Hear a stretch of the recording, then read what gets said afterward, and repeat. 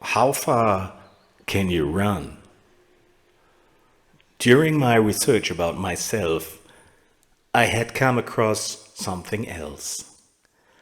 Other people's reports on the internet made me aware that I probably had a clear polyamory predisposition. Polyamory is defined in something like this: polyamory, an artificial word from ancient Greek polis, many, several, and Latin amor, love. English polyamory describes a form of love life in which a person loves several partners and maintains a love relationship with each one, whereby this fact applies that all is known to those involved and lived in mutual agreement. Polyamorous relationships are based on the intention to form the desired relationships with one another in the long term and in a spirit of trust. They usually include infatuation, tenderness, and sexuality.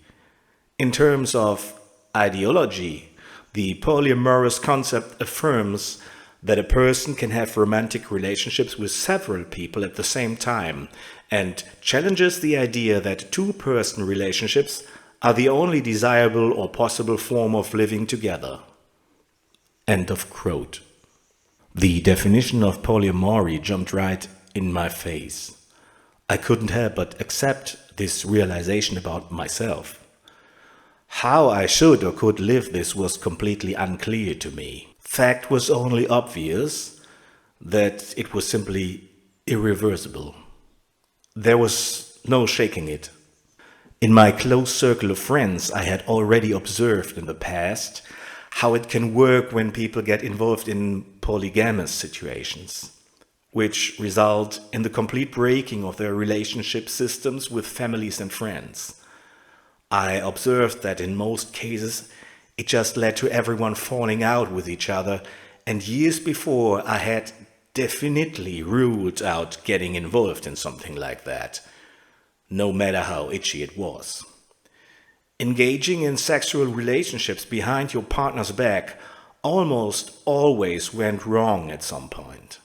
So, I had decided long before this with Elaine happened to me that I would never cheat on Jenny and always be open with her about me and my feelings.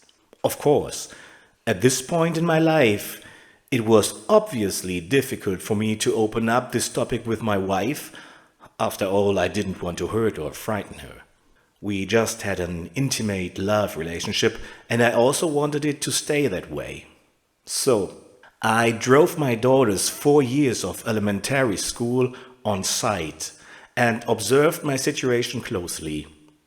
There was still the belief in my head that things with Elaine would eventually go away on their own. The waves inside me would calm down sometime, I thought.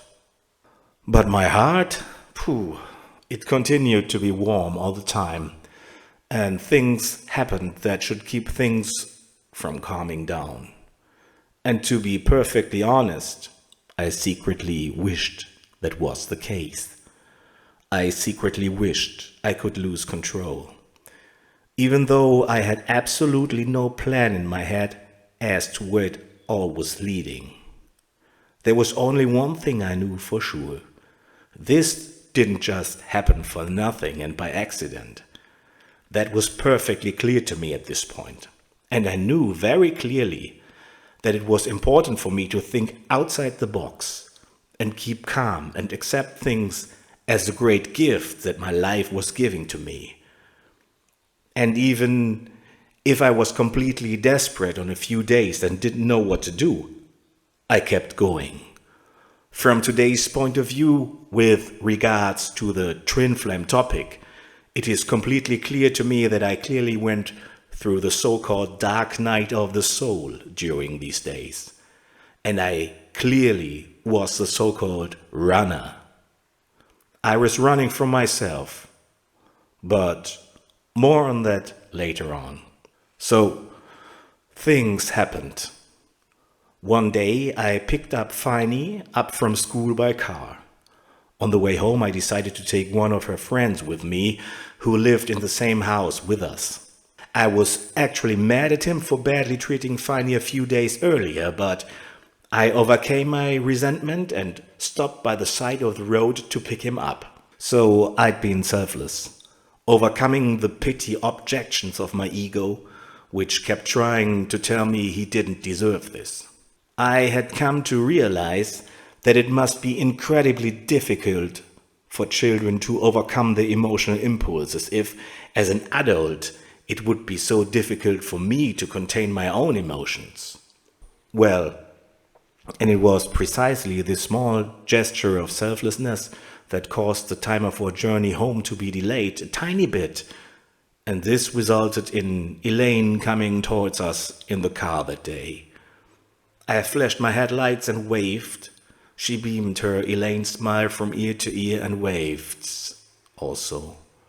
I thought, oh my God, I love her. At the same moment, my daughter called out from the backseat, "There's Elaine! I love Elaine!" Me too, baby, I just thought. Me too.